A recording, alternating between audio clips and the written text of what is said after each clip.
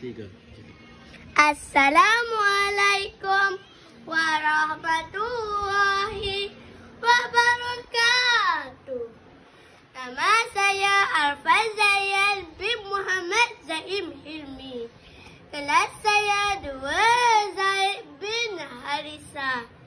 Saya akan tunjuk buku Akhlak Pendidikan Islam buku 2. Okey, jom kita buka muka surat. Kita buka buku surat 14 dan 15. Okey, 15 kita buat kejap lagi. Kita dah buka buku surat 14 dan 13 dahulu. Ialah nota penting. Nota penting. Okey, buku ni buku akhlak buku 2. Okey, jom kita ceritakan.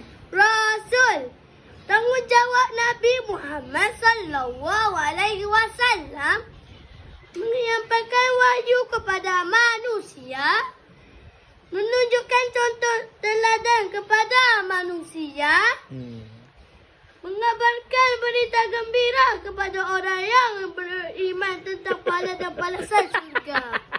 Okey. Yang kedua, bapa. Okey.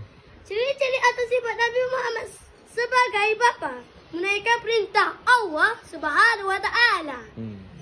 Mendidik keluarga mengikut syariat Islam. Menyayangi keluarga. Bertanggungjawab terhadap ahli keluarga.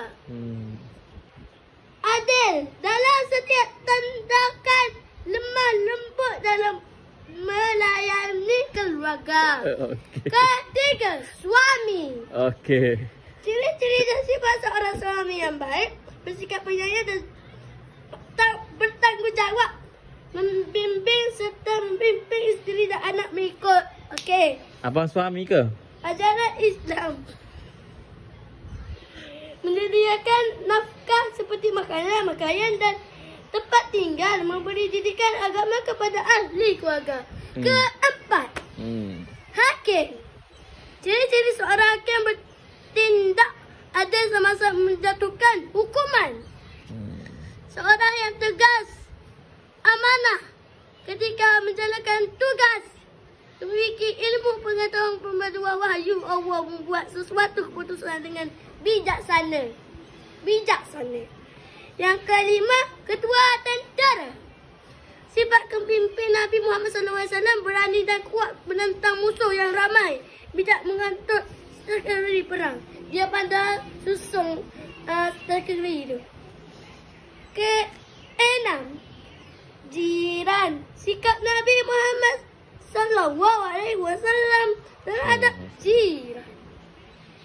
Jiran ialah orang yang tinggal berdekatan dengan rumah kita. Nabi Muhammad sentiasa berbuat baik dengan jiran. Kita kena buat baik kepada jiran. Bagi makanan kau jiran. Buat baik kau jiran tu. Kau jiran tu suka, senyum. Nabi tidak pernah menyakiti hati dan tubuh jirannya. Nabi mengambil berat tentang jiran. Nabi mempunyai jiran dari berbagai bangsa dan agama. Dulu Nabi banyak agama dan bangsa. Ada Yahudi, ada Kristian, ada Cina, macam-macam agama tu. Okey, itu sahaja daripada saya. Okey, saya nak tunjuk ini. Ni apa ni? Ni apa ni? Belok kan? Belok kan? Kebagai. Cuba like dan subscribe di bawah komen ya. Nanti boleh follow dan tengok lagi part 3 ada. Kalau tengoklah. Nanti follow dan subscribe dulu. Nanti komen. Bye, like dulu Bye. Terima kasih. Woohoo.